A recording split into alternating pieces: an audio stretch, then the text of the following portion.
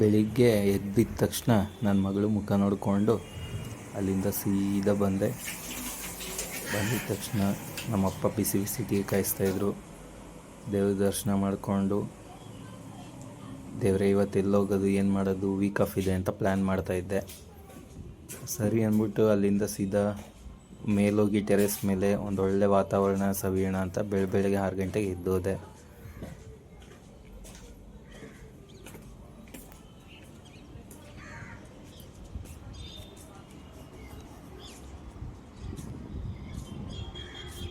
ನೋಡಿ ಬೆಳಗ್ಗೆ 6 ಗಂಟೆಗೆ ವೆದರ್ ಅಂತೂ ಮಸ್ತಾಗಿತ್ತು. ಲೈಟಾಗಿ ಮಳೆ ಬರೋ ಥರ ಇತ್ತು. ಮರಗಳಿಲ್ಲ ಅಂದರೂ ಪಕ್ಷಿಗಳ ಸೌಂಡ್ ಮಾತ್ರ ತುಂಬ ಜೋರಾಗಿತ್ತು.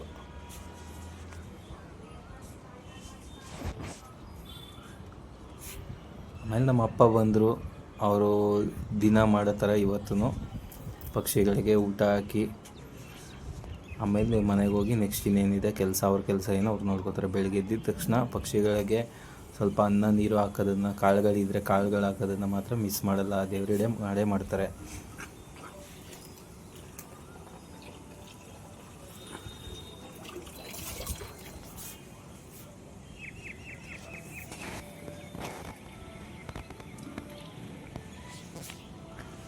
ಸರಿ ಆಯಿತು, ಪ್ರಕೃತಿ ಸೌಂದರ್ಯ ಸೌದಿದ್ದಾಯಿತು. ನೆಕ್ಸ್ಟ್ ಏನು ಮಾಡೋದು, ಎಲ್ಲರೂ ಔಟಿಂಗ್ ಹೋಗೋಣ ಅಂತ ಪ್ಲ್ಯಾನ್ ಮಾಡ್ಕೊಂಡು ನಿಂತಿದ್ದೆ.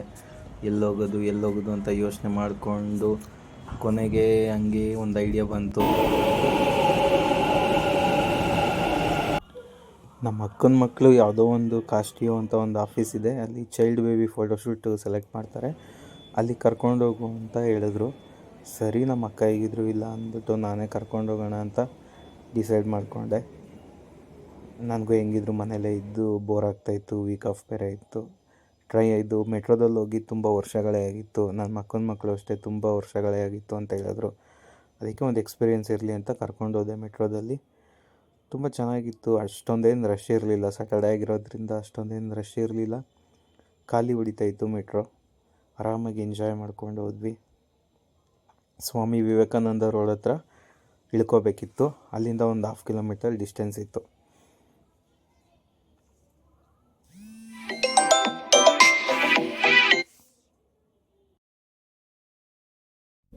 ಇದೇ ಇದು ಆಫೀಸು. ಎಲ್ಲ ಆಯಿತು. ಇನ್ವೈಟ್ ಮಾಡಿದ್ರು, ಮಾತಾಡಿದ್ವಿ. ಒಂದೇನೋ ಪ್ಯಾಕೇಜ್ ಕೊಟ್ಟರು. ಈ ಥರ ಇದೆ, ಈ ಥರ ಪ್ಯಾಕೇಜ್ ಇದೆ, ನಿಮ್ಗೆ ಇಂಟ್ರೆಸ್ಟ್ ಇದ್ದರೆ ನೀವು ಬಂದು ಮಾಡಿಸ್ಬೋದು, ನಿಮ್ಮ ಪ್ರೊಫೈಲ್ನ ಕ್ರಿಯೇಟ್ ಮಾಡ್ಬೋದು ಅಂತ ಹೇಳಿದ್ರು.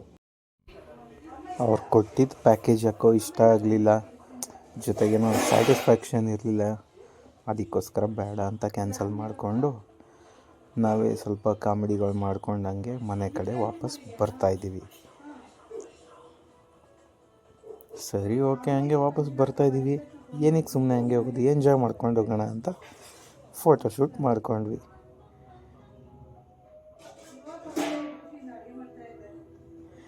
ಈ ವಿಡಿಯೋ ನಿಮಗೆಲ್ಲ ಇಷ್ಟ ಆಗಿದರೆ ಲೈಕ್ ಆ್ಯಂಡ್ ಸಪೋರ್ಟ್ ಮಾಡಿ ಫ್ರೆಂಡ್ಸ್. ನಿಮ್ಮ ಹೆಚ್ಚಿನ ಲೈಕು ಸಪೋರ್ಟೇ ನನ್ನ ನೆಕ್ಸ್ಟ್ ವಿಡಿಯೋ ಇನ್ನೂ ಎಂಟರ್ಟೈನ್ಮೆಂಟಾಗಿರುತ್ತೆ. Thank you friends.